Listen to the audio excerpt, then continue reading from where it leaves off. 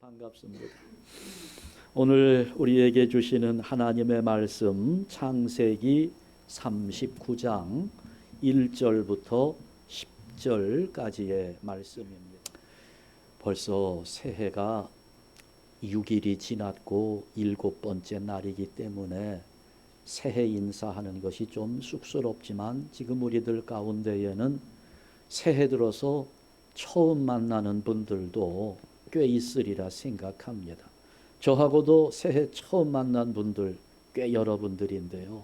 새해 인사 못했으니까 우리 새해 인사하고 지나갑시다. 지난 주일 하루 일찍 미리 인사를 하기는 했지만 실제로 새해 인사, 새해 내가 형통하리라 이렇게 인사하겠습니다. 우리 다 같이 인사합니다. 새해 내가 형통하리라. 아멘. 어떻게 새해 맞이하면서 많은 다짐들 하셨죠? 결심도 하셨고 결단도 하셨고. 제가 새해가 되면 늘 마음에 결단하는 것이 빠지지 않는 것이 하나 있습니다. 몇 가지가 있는데 해마다 달라져요. 그런데 달라지지 않는 한 가지가 있습니다. 그게 뭔가 하면 새해에는 주일날 설교 시간을 절대 30분을 넘기지 않으리라 하고 제가 다짐을 하는데 목회생활 30년 중에 한 번도 그 다짐을 지켜낸 적이 없습니다. 그러니까 이제 새해가 되니까 또 다짐하는 거죠. 새해에는 꼭 이룰 수 있기를 바라는데 설교 30분 넘기지 않으리라. 여러분 많이 기도하시기 바랍니다. 제가 이거 지키지 못하는 건 제 책임도 있지만 여러분이 기도하지 않았기 때문에 그런 거예요. 여러분이 기도한다면 얼마나 강력한 힘이 생기겠어요.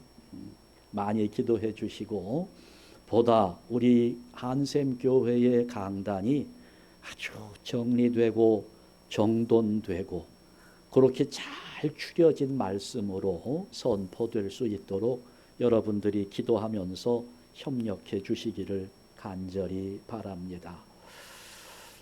이렇게 보면 살다가 불쌍하게 느껴지는 사람들 종종 눈에 띕니다.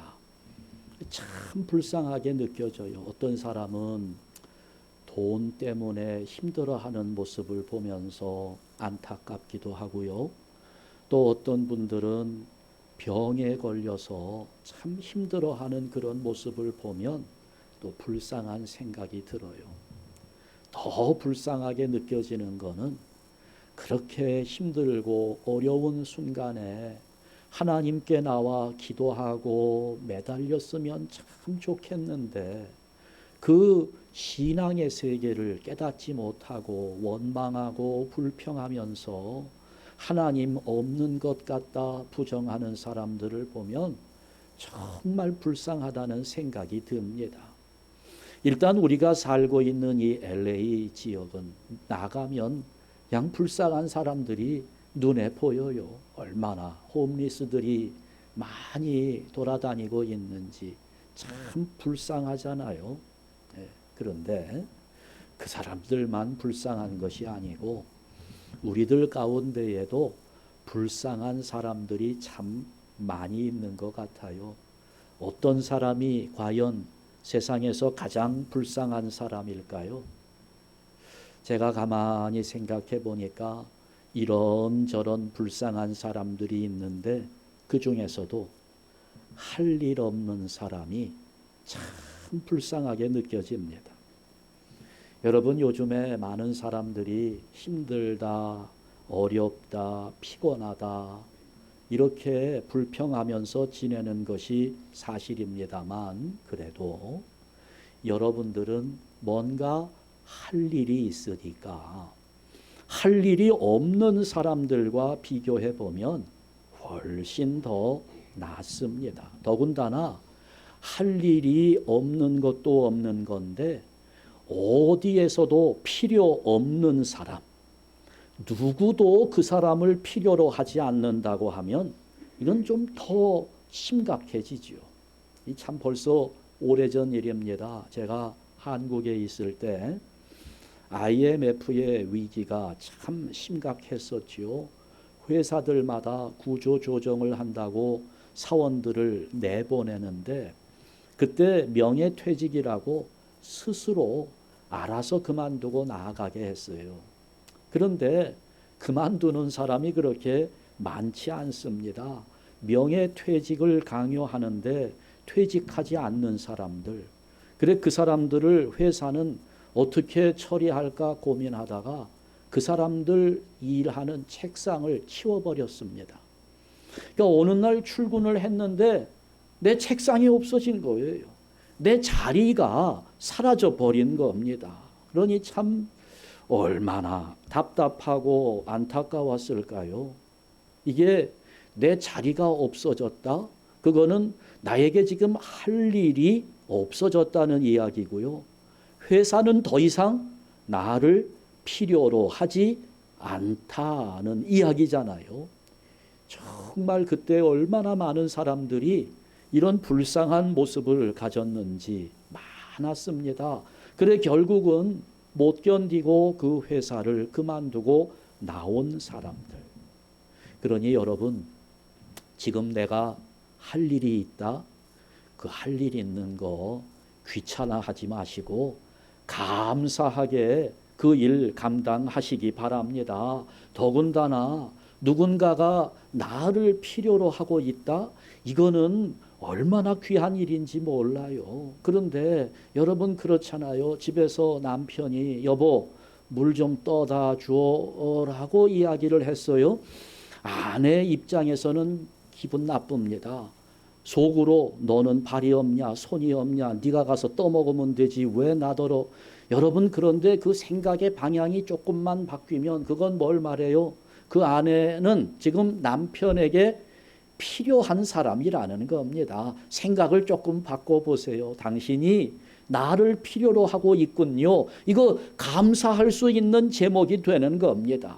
쓸데없이 아들 방 문을 한번 딱 열었는데 야 이건 방이 도대체 방인지 말 무슨 뭐 소 우리간인지 구분이 안 갈 정도로 어지럽고 냄새가 나고 그러니 그걸 또 치워주면서 그냥 입에서는 원망이 나오잖아요.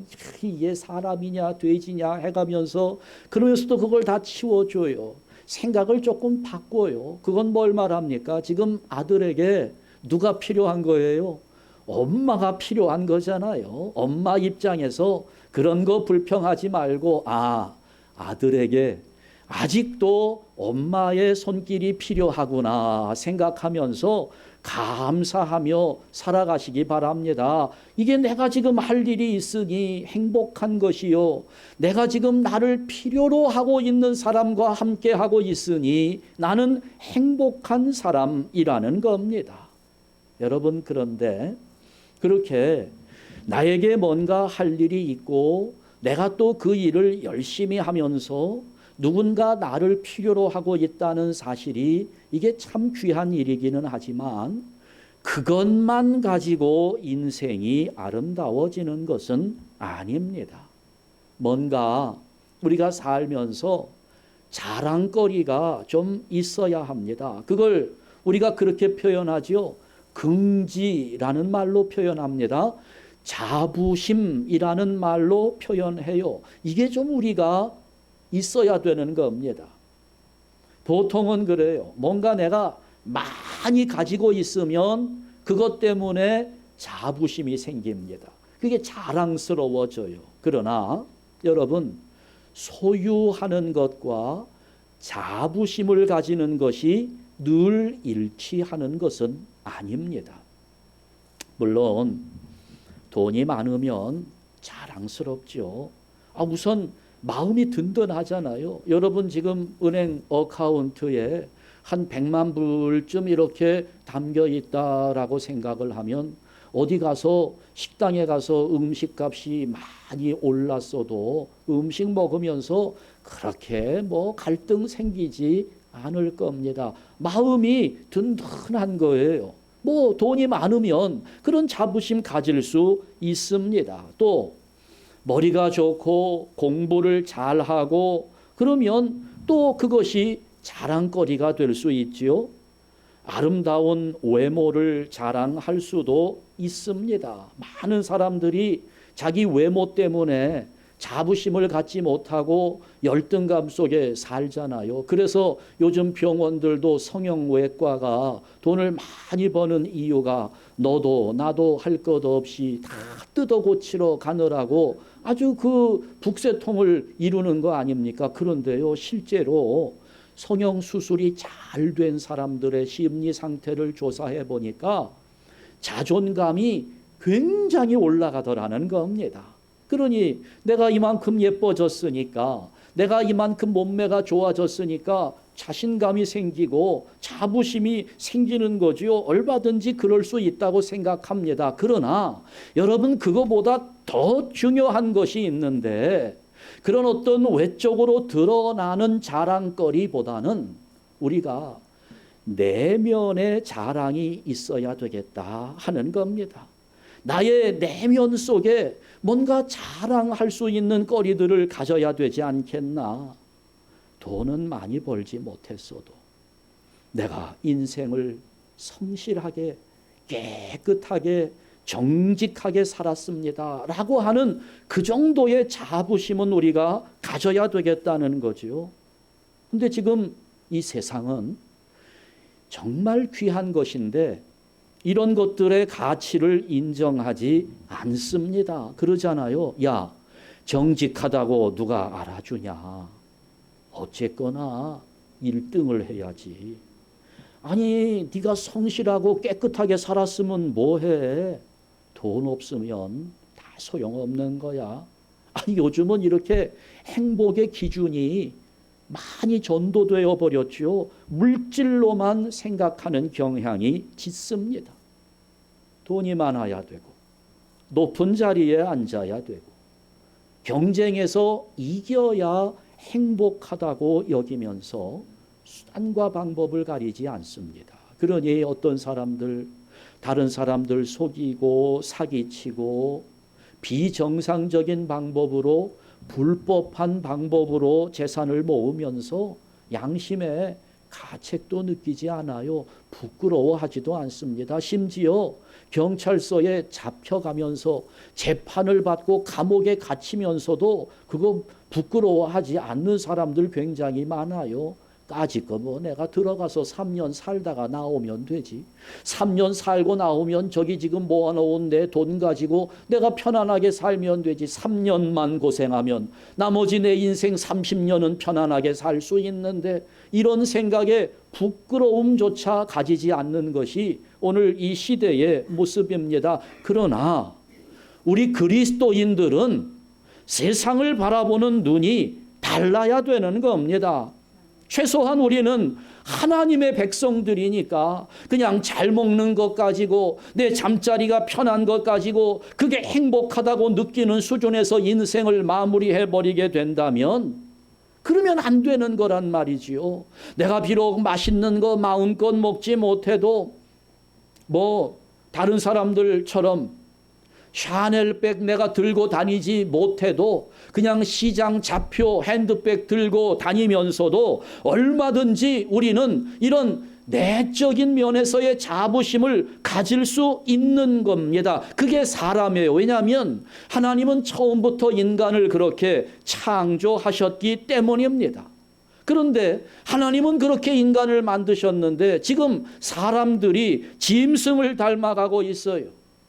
뭐 생각하는 기준이나 인생의 목적이나 이 모든 것들이 다 먹고 마시고 즐기는 것으로 기준이 바뀌었습니다. 그러니 이 사회가 발전해 나간다고 하는데 어떤 사람들의 의식 수준이 발전하는 것보다는 먹고 입고 즐기는 것들이 발전합니다. 내면의 의식, 어떤 윤리적 문화의 발전 속도를 10이라고 한다면 먹고 마시고 즐기는 것의 발전 속도는 한 100쯤은 아니 1000쯤은 되는 것 같아요. 비교가 되지 않을 만큼. 여러분 당장 스마트폰 유튜브 열어보세요. 어떤 방송들이 인기가 있고 팔로워들이 많이 생기는지 한번 보세요. 무슨 보니까 어떤 사람 먹방을 찍는다고 하는데 라면을 30개를 끓여서 그냥 그걸 다 먹고, 그럼 사람들이 또 그 먹는 것을 보면서 좋다고 거기에 좋아요 하고 거기다가 또 뭐 써주고, 아주 먹고 마시고 즐기는 것, 여기에만 많은 사람들이 집중하고 있어요. 여러분은 어떤가요? 여러분은 지금 뭐 때문에 기뻐하고 왜 슬퍼하면서 삽니까? 여러분의 기분과 의지를 주장하는 것은 뭡니까? 여러분 뭐 때문에 기분이 좋아지고 뭐 때문에 기분이 나쁩니까? 돈이잖아요. 돈 때문에. 무슨 비전이나 목적이나 이런 거 없어도 돈이 많으면 그걸로 다 되었다고 생각합니다. 돈이 최고지. 돈 가지고 안 되는 일 있나? 지금은 그냥 뭐 어린 아이들까지도 물질의 노예가 되어 있습니다. 그러니 아이들이 성탄절이라고 선물을 기대하는데 요즘은 아이들 선물 받는 거 그렇게 기뻐하지 않는데요. 그냥 봉투를 받아야 기뻐한답니다. 캐시가 주어져야 아이들의 마음이 기뻐진다는 거예요. 여러분, 우리가 지금 이런 시대를 살면서 이 시대를 좀 우리 잘 살아야 될 텐데, 성경에서 하나님께 인정받고 하나님의 사람으로 쓰임받았던 분들을 눈여겨보면서 오늘 우리가 어떻게 살아야 할 것인가를 고민하며 지내야 되는데, 이 성경의 인물 가운데 오늘 요셉의 삶을 모델로 삼아보면 좋겠다 하는 생각이 들었습니다. 요셉은 어떻게 인생을 살았나? 첫 번째, 요셉에게 있어서 행복과 기쁨의 기준은 하나님뿐이었습니다. 여러분, 저는 저를 비롯해서 우리 한샘교회 성도들 모두가 어떤 물질이나 세상의 권세 이런 것들보다는 요셉처럼 하나님이 나와 함께 하시는 것으로 기뻐하고 내가 하나님의 자녀라고 하는 자부심 속에 살아가시기를 주님의 이름으로 축원합니다. 요셉은 오직 하나님을 생각하면서 기뻐하기도 하고 슬퍼하기도 하고 그랬어요. 하나님께 영광이 되면 기뻐하고 하나님을 욕되게 하면 슬퍼했습니다. 요셉은 거기에 관심을 두었어요. 오늘 우리가 읽은 말씀 중에 2절 말씀이 대단히 중요한 내용입니다. 자, 우리 한번 다 같이 읽습니다. 여호와께서 요셉과 함께 하심으로 그가 형통한 자가 되어 그의 주인 애굽 사람의 집에 있으니. 아멘. 요셉이 어떤 사람이라고요? 형통한 사람이랍니다. 왜요? 하나님이 요셉과 함께 하셨기 때문에 요셉은 형통했다고 성경이 평가해요. 그런데 여러분, 요셉의 삶을 사실 우리가 알거든요. 그가 살아온 인생 여정을 보게 되면 그렇게 순탄하지 않았습니다. 얼마나 힘든 삶이었는지 몰라요. 형이 10명입니다. 10명의 형들이 하나같이 요셉을 미워합니다. 시기합니다.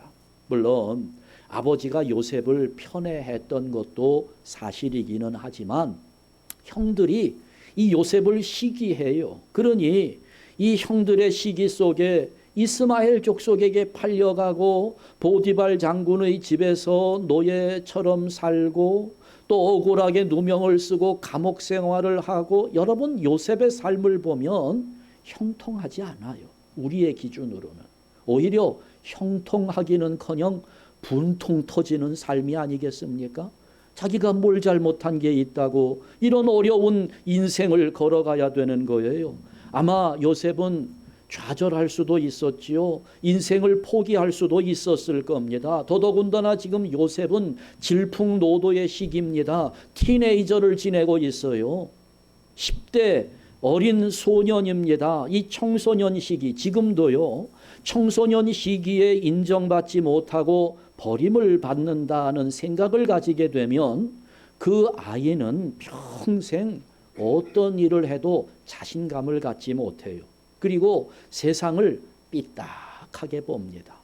더더군다나 가장 가까운 혈육인 부모님이나 형제에게 버림을 받는다면 100%입니다. 틀림없이 삐딱선을 타게 되는 겁니다. 그런데 요셉은 그런 인생을 살았는데 삐딱선을 탈 만한 충분한 삶의 환경이었는데 요셉은 그렇게 삐뚤어지지 않았습니다. 아주 훌륭한 인격으로 자랐어요. 마치 누가 옆에서 지켜주는 것처럼 그렇게 느껴집니다. 하나님이 함께 하셨다는 거예요. 하나님의 큰 은혜입니다. 더더군다나 오늘 본문에서처럼 그 요셉의 영혼 깊은 곳에는 늘 하나님이 함께 하신다는 자부심 속에 주인 아내가 끊임없이 성적으로 유혹을 하는데 그걸 당당하게 물리칠 수 있었던 겁니다. 저는 우리 이 세상을 살아가는 성도들이 요셉에게서 이것을 배워야 한다고 확신합니다. 지금 이 시대가 어떻습니까? 우리 생각이나 가치관들을 삐뚤어지게 만들기에 충분한 세상입니다. 자칫 술, 마약, 섹스 이런 물질의 유혹에 넘어가기 너무 쉬운 세대 속에 살고 있어요. 요셉의 상황과 다르지 않습니다. 그러니 여러분, 이런 시대에 우리가 하나님의 자녀로 건강하게 살아가려면 하나님이 나와 함께 하신다는 자부심이 있어야 되는 겁니다. 이게 돈 많이 번다고 해서 내가 세상에서 높은 직책에 앉는다는 것으로 이렇게 자랑거리를 삼는 것, 여러분, 이것과는 비교가 되질 않아요. 내가 하나님 앞에서 살고 있다. 이 긍지를 가져야 되는 겁니다. 여러분, 만약에 내가 정직하고 진실하게 사는 것이 뭐가 그리 중요하냐, 돈 벌어야지, 이런 생각이 우리들 안에 있다면 우리는 이미 이 세상의 방식에 세뇌되어 있는 겁니다. 우리는 그렇게 살면 안 돼요. 세상은 나를 알아주지 않아도, 알아주지 않는 정도가 아니라 세상이 나를 조롱하고 멸시하고 나를 핍박한다 할지라도 하나님이 나를 사랑하시고 하나님이 나를 인정하신다는 거, 이 확신 속에 그걸 자랑할 수 있어야 한다는 것입니다. 여러분, 때로는 이것이 우리에게 고통이 될 수 있어요. 요셉이 그랬거든요. 순결을 지키려고 하다가 감옥에 들어가게 됐습니다. 누명을 썼어. 여러분, 지금 주인 아내가 나를 유혹해요. 성적인 유혹을 하고 있어요. 이거 잘 이용하면요, 신분 상승할 수 있는 기회가 됩니다. 주인 아내의 정부가 되어서 인간적으로 자기가 요구하는 것들을 많이 누릴 수 있는 자리가 됩니다. 노예의 자리에서 신분을 상승할 수 있는 기회가 되는 거예요. 그러나 요셉은 그걸 버렸어요. 오히려 그것 때문에 감옥에 들어갑니다. 누명을 쓰게 되는 거예요. 순결을 지키려고 하다가, 하나님의 자녀로서의 거룩함을 지키려고 하다가 더 큰 고통 속에 들어가게 되는 겁니다. 지금 요셉 보세요.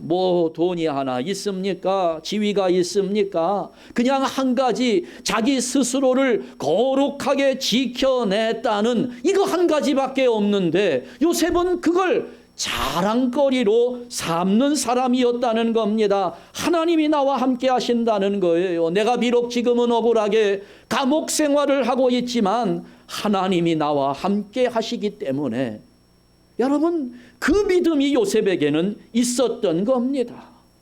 우리도 그렇게 삽시다.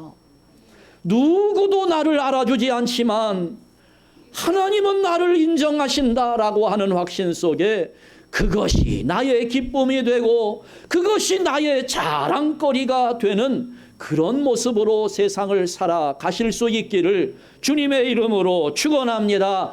바울을 한번 보세요. 여러분, 바울 고린도전서 9장을 보니까 정말 바울이 기가 막힌 고백을 하는데요.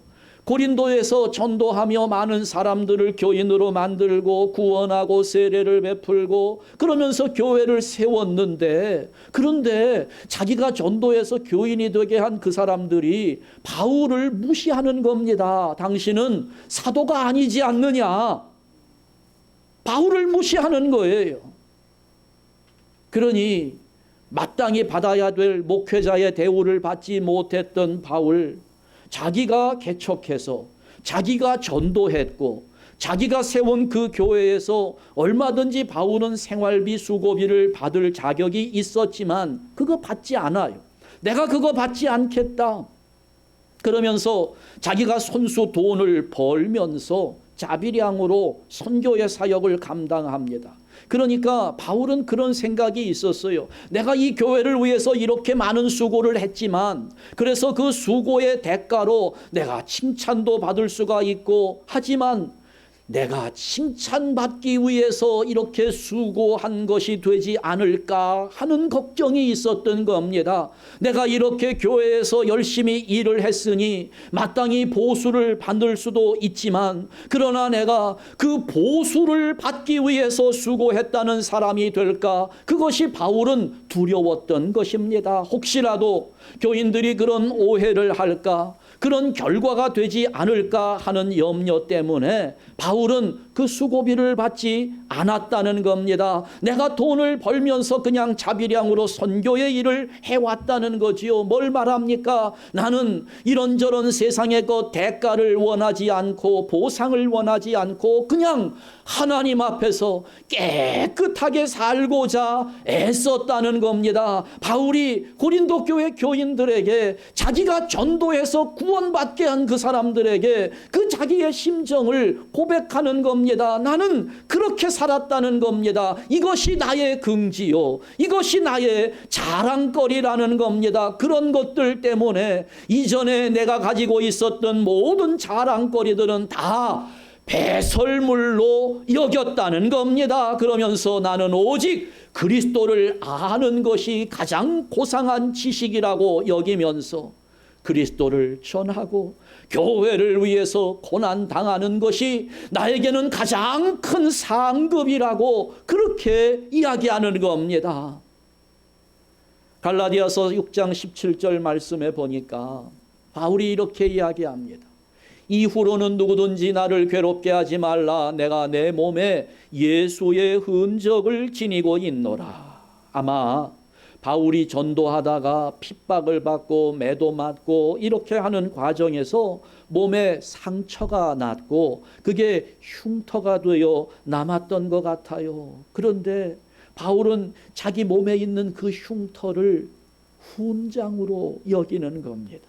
내 몸에 뭐가 있어요? 예수의 흔적이 있다는 겁니다. 그렇게 맞을 때에 아팠지만 고통스러웠지만 이것은 나의 훈장이다. 왜? 내가 그리스도를 위하여 고난당한 것이기 때문에 이것은 나에게 긍지요 자랑이라는 겁니다. 예수님 때문에 내가 고통을 당하니 그것이 나의 자랑거리라는 겁니다. 여러분, 이렇게 요셉이나 바울처럼 나는 하나님 앞에서 정직하고 성실하게 살았다 하는 그런 자부심이 있다면, 여러분, 비록 세상에 명예는 얻지 못했어도, 많은 돈을 벌지는 못했어도, 우리 한샘교회 성도들은 모두가 다 나는 하나님 앞에서 살았습니다 하는 것을 자랑하는 성도들 되시기를 주님의 이름으로 축원합니다. 하나님 앞에서 종교개혁자들은 자기 책상 앞에 그렇게 써놓고 살았어요. 코람 데오라고 써놓고 살았습니다. 우리 한번 따라해 봅시다. 전문 용어예요. 라틴어입니다. 코람 데오. 코람 데오. 하나님 앞에서 루터도 쯔빙글리도 존 칼빈도 이거 앞에 써놓고 나는 하나님 앞에서 산다 하는 의식으로 주어진 사명들을 감당했던 겁니다. 두 번째, 요셉은 하나님이 언제나 자신과 함께 하신다는 것을 기억했습니다. 기억하는 것이 중요합니다. 잊지 말아야 돼요. 저도 제가 목사이기는 하지만 저 또한 연약한 인간에 불과합니다. 그러니 끊임없이 사탄의 유혹에 빠질 수 있어요. 범죄할 수 있습니다. 하지만 그 사탄의 유혹을 이겨낼 수 있는 것은 하나님이 나와 함께 하고 계신다는 믿음 때문입니다. 여러분, 그거는 각도를 조금 다르게 생각하면 하나님이 나와 함께 하신다라는 믿음은 하나님이 지금 나를 보고 계신다는 믿음과 같은 말이 되는 겁니다. 하나님이 지금 나를 보고 계신다는 거예요. 예배드리는 여러분의 모습을 하나님은 보고 있습니다. 혼자서 골방에서 아무도 모르는 일을 몰래 하고 있을 때에도 하나님은 나를 보고 계십니다. 하나님이 지금 나를 보고 계신다는 거예요. 여러분, 요셉이 태어날 때부터 뭐 그렇게 성품이 선하게 태어났기 때문에 형들에게 분노하지 않고 유혹하는 보디발 아내를 범하지 않았을까요? 특별한 성품을 가지고 태어나서 저는 그렇게 생각하지 않아요. 아닐 겁니다.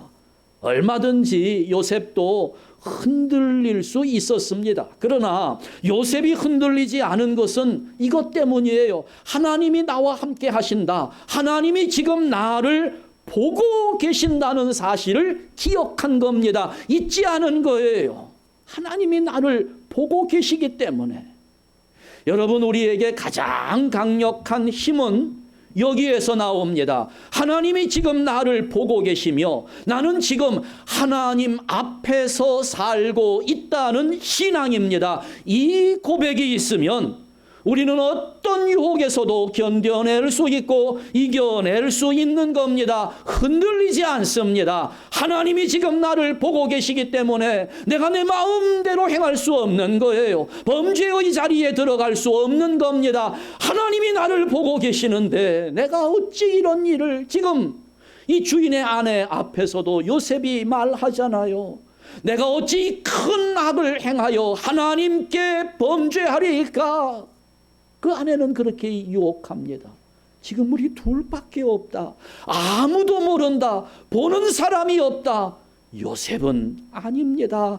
하나님이 지금 나를 보고 계십니다 하는 이 사실을 기억했기 때문에 그 유혹에 넘어가지 않았던 겁니다.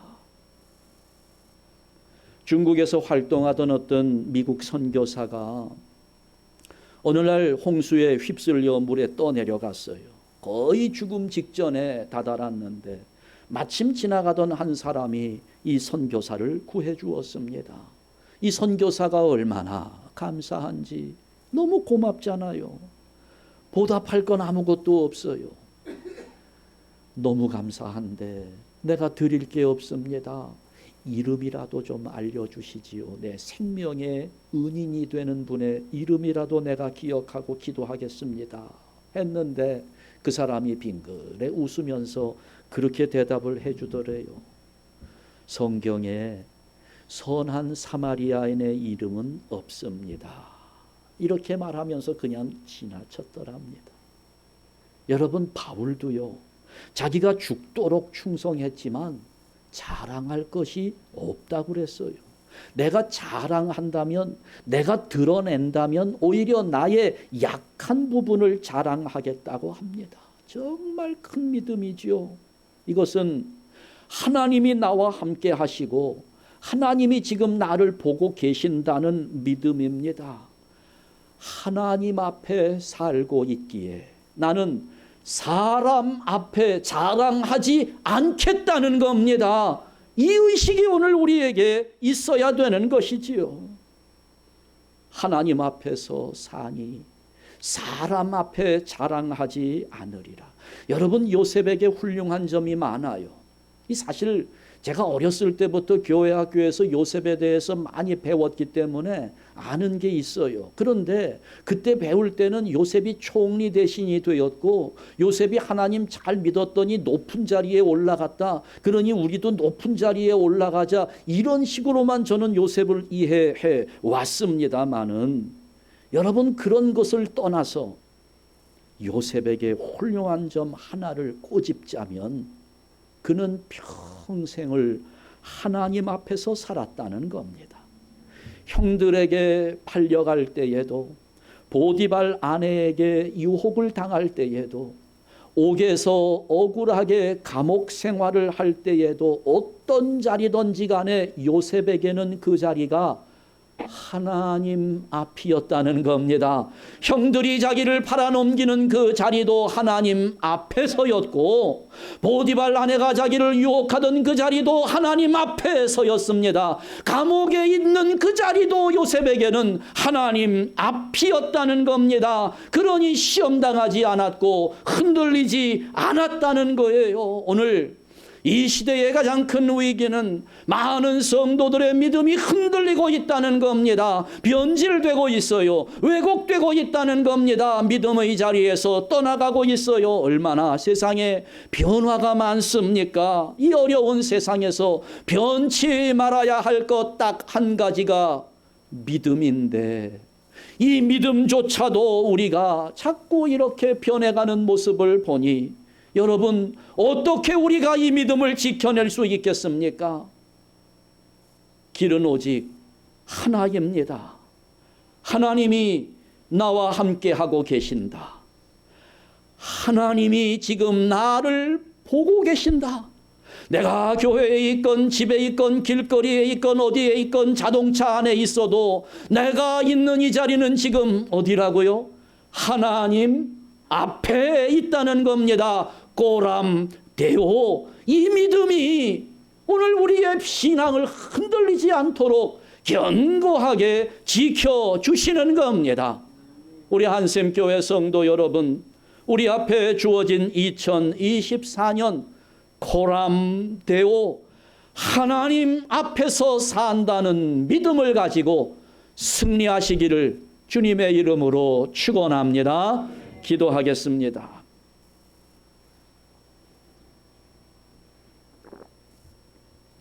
하나님 아버지, 감사합니다.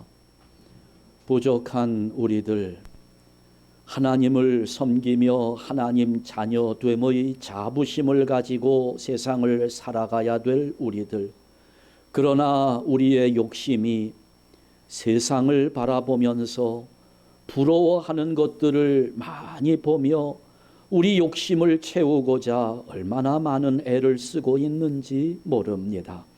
아버지여, 그러나 2024년 우리에게 새롭게 주어진 이 한 해 동안에 우리 한샘교회 성도들 믿음을 끝까지 지켜내기 위한 오직 한 길, 하나님이 나와 함께 하신다. 하나님이 지금 나를 보고 계신다. 그러니 나는 하나님 앞에서 산다. 꼬람되오. 이 믿음으로 2024년 한 해 승리하며 나아가도록 하나님 우리에게 은혜를 더하여 주시옵소서. 아버지 하나님이여, 결코 우리가 벗어날 수 없는 자리, 어떤 자리건 간에 하나님께서 나를 지켜보고 계시기에 그 자리는 하나님 앞에 서 있는 자리임을 잊지 않게 하여 주시고 기억하면서 하나님 앞에 충성하며 성실하게 주어진 인생의 여정 걸어가는 복된 성도들 다 되게 하여 주시옵소서. 예수 그리스도의 이름으로 기도하옵나이다. 아멘.